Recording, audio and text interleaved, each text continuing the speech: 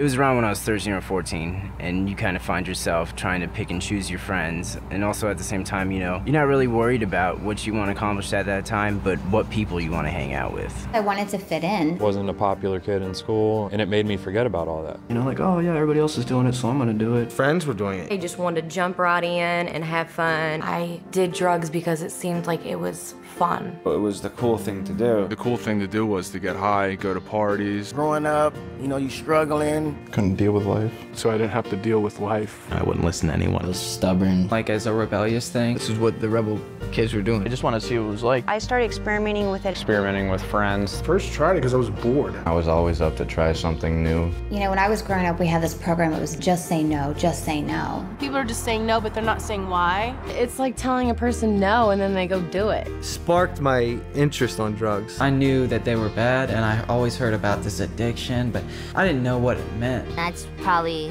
the #1 reason why I did drugs in the first place. I just didn't know.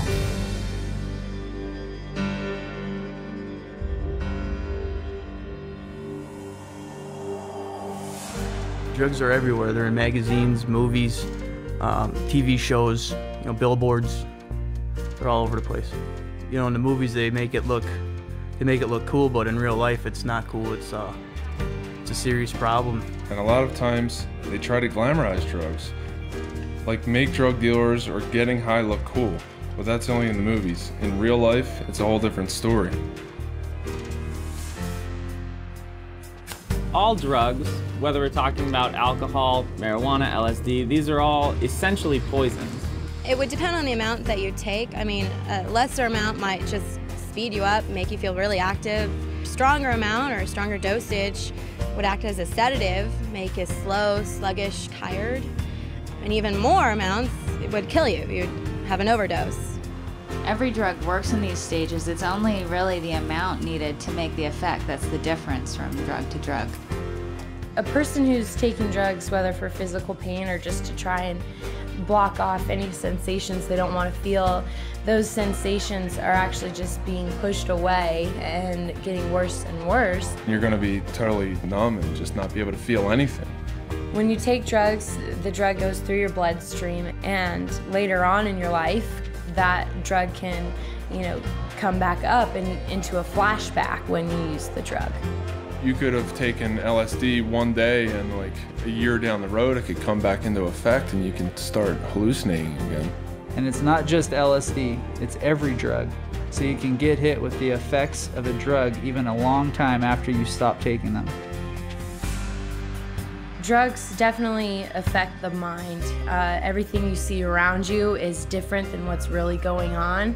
You can't hear correctly, see correctly. All of your senses are totally thrown off. Your perception is definitely distorted. It makes it dangerous for you and others because you don't know what's going on. You can't handle things, the way they're supposed to be handled.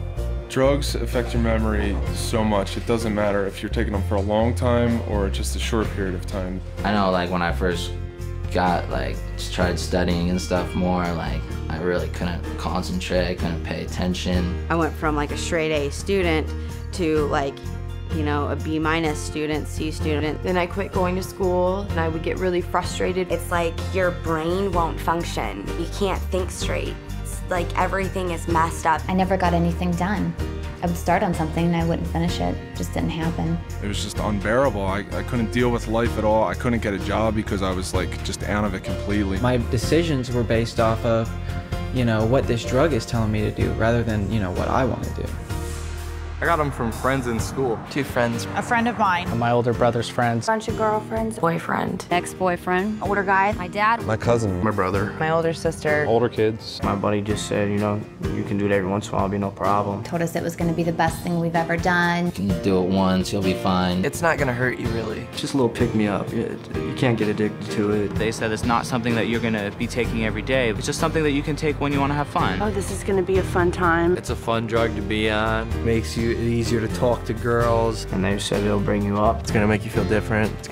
You're gonna like it. You're gonna feel good. It's all in your face. That's the thing to do.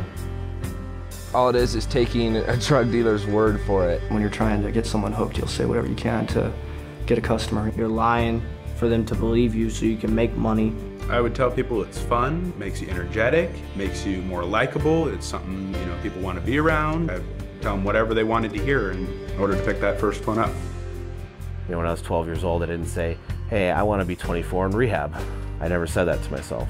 You know, but that's what became true, you know, and I never thought about it when I was 13 years old. I started smoking pot. I was that kid that started out with marijuana and played around with certain party drugs, whatnot, and I told myself specifically that I would never do certain things, cocaine, heroin, and it only took a short time for me to finally accept it and be like, okay, I'll try that. I had no idea where it would lead me, to almost dying, to stealing, lying, cheating, ruining relationships. It didn't matter. I didn't get into sports. I didn't get into the clubs. I didn't even go to prom. Left me with living on the streets without a family, you know, and is that what I set out to be? No, you know what I mean? I was just set out to have a good time at college parties. The drugs robbed me of all the pleasure of life. The drugs took away my family. The drugs took away my girlfriend, my friends. I looked back on 5-6 years of my life and saw that all I had done is absolutely just ruined incredible opportunities that I had to have success and hurt all the people around me. It's not just something that's going to affect tomorrow, it's going to affect forever.